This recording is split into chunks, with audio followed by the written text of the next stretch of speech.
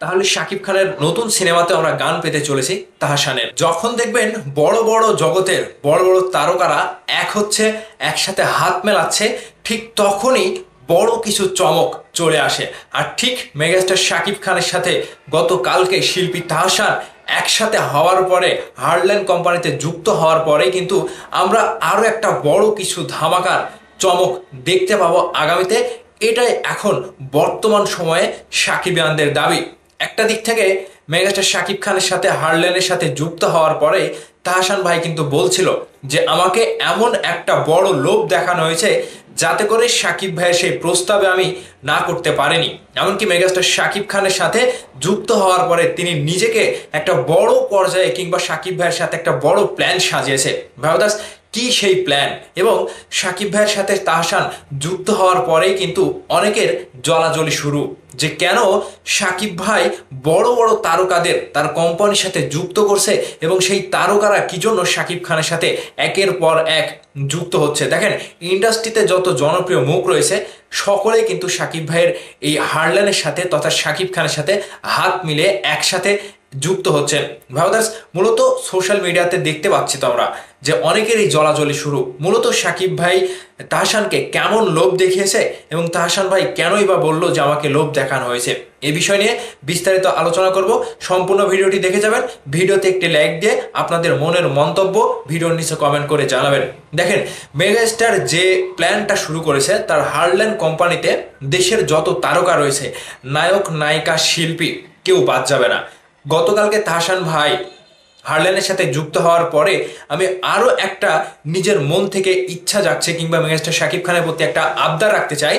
আপনি পরবর্তীতে শিল্পী আসিফ আকবর ভাইকে আপনার হার্ল্যান্ডের সাথে যুক্ত করতে পারেন কিনা একটু ভেবে দেখবেন। কিংবা সাকিবিয়ানদের তরফ থেকে আমার একটা দাবি কিংবা মেগাস্টার শাকিব খানের কাছ থেকে ভালোবাসা থেকে চাওয়া, এখন এই যে মেগাস্টারের সাথে শাকিব খানের সাথে তাহসান, তিনি একজন বড় ব্যক্তিত্বধারী কিন্তু মানুষ।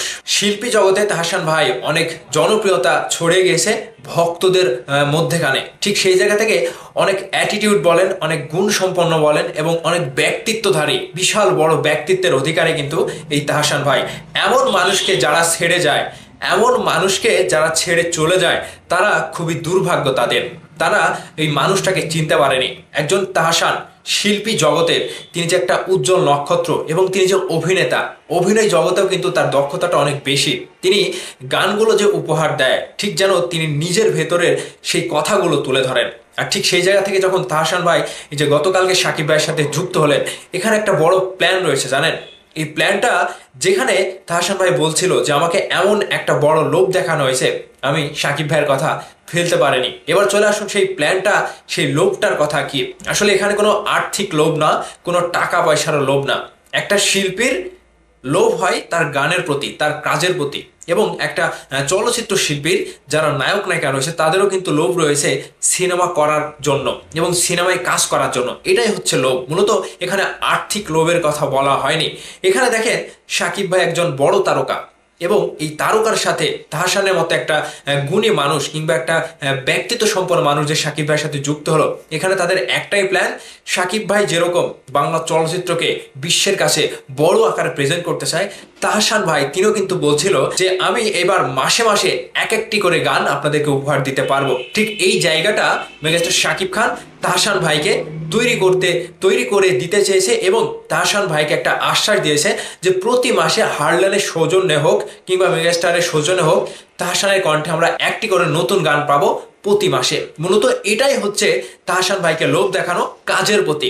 এক একটা ভক্ত এবং অনুরাগীদের মন জগতে কিন্তু তাহসান ভাইয়ের যে একটা গানের জগৎ, সেই গানের জগতে তিনি যে একটা আলোড়ন তৈরি করেছে, ঠিক ভক্তরা তার গান আরো চায়, নতুন নতুন গান উপহার দিক এবং নতুন নতুন কাজ করুক, বাংলাদেশের চলচ্চিত্র শিল্পী জগৎকে দুজনে মিলে বিশ্বের কাছে প্রেজেন্ট করুক, এটাই কিন্তু দর্শকরা চায়। ঠিক সেই জায়গা থেকে তাহসান ভাইকে যখন এই প্রস্তাবটা মেগাস্টার শাকিব খান দেয় যে প্রতি মাসে একটি করে নতুন গান এই হারল্যান্ডের সৌজন্যে আপনার কণ্ঠে চাই এবং আমরা সেই জায়গাটা তৈরি করে দেব, আপনাকে বড় একটা সুযোগ করে দেব।